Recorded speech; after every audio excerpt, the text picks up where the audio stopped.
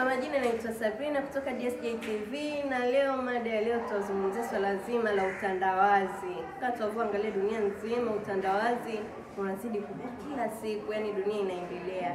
Na leo hapa niko na dada mrembo. Kwa majina unaitwa nani? Sawa, Bi Fatma. Kama unavyoona dunia yetu sasa hivi utandawazi unatutawala.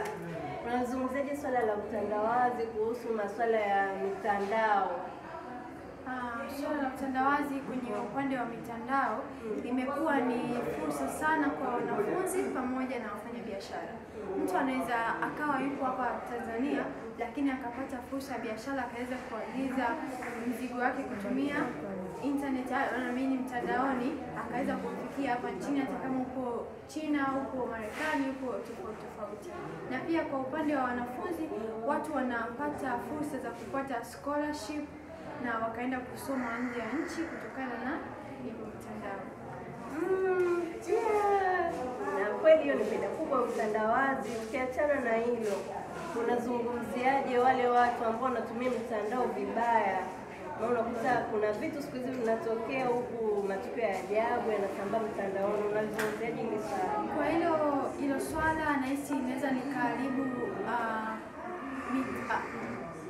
ile culture, anamaanisha tamaduni zetu. Kwa sana kwa upande wa watoto, maybe kwa vijana kama hapa Gen Z, unakuta kuna kitu ambacho hajawahi kuona au hajawahi kupractice, lakini kutokana na mtandao anakuwa anajua kuliko hata huyo mtu.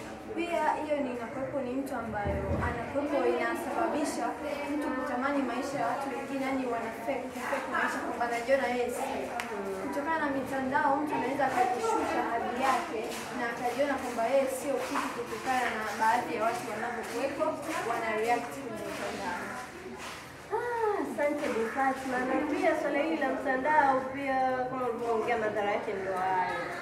Na ukiangalia kwa upande wa siasa, uchumi, biashara, mtandao unasaidia.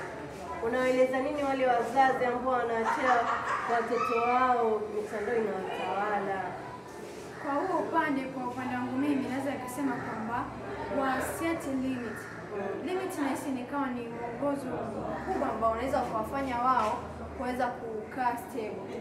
Mtoto pia kuna ile settings, ndio simu unaweza kumpatia kwa sababu maybe anasoma, maybe kuna ile watching cartoons, lakini kuna ile mifumo ya kuondoa zile apps ambazo nahisi kwamba hizi zinaweza zikamfanya mwanangu ukazi mute nikaendelea, lakini hiyo nahisi ndio njia nzuri zaidi. Bi Fatma, unawashauri nini sasa hawa vijana ambao wanatumia mitandao vibaya?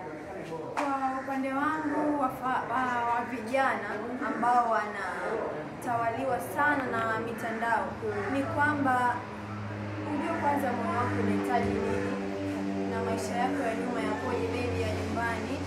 Na kitu hicho mitandao ni kitu ambacho ni vitu vingi mitandaoni sio vitu vya ukweli, yani they are faking lives. Kwa hiyo jiamini wewe kama ulivyo, jikubali, usijishushe kutokana na mtu mtandaoni nimemuona hivi. Mitandao ni mizuri kwa pale utakapoamua akili yako kuitune iwe kwenye mstari sambamba. Asante sana Bi Fatma. Na leo mmesikia kuhusu swala zima la utandawazi. Na kwa kuongezea hapo kwenye utandawazi, jamani, watu wengi usitumie mitandao vibaya. Maana mitandao pia inaweza kukuharibia CV. Unapata sehemu kazi kwa mambo yako mabaya umeyafanya, umeweka huko, yanakufungia kazi. Asanteni. Kwa jina naitwa Sabrina kutoka DSJ TV.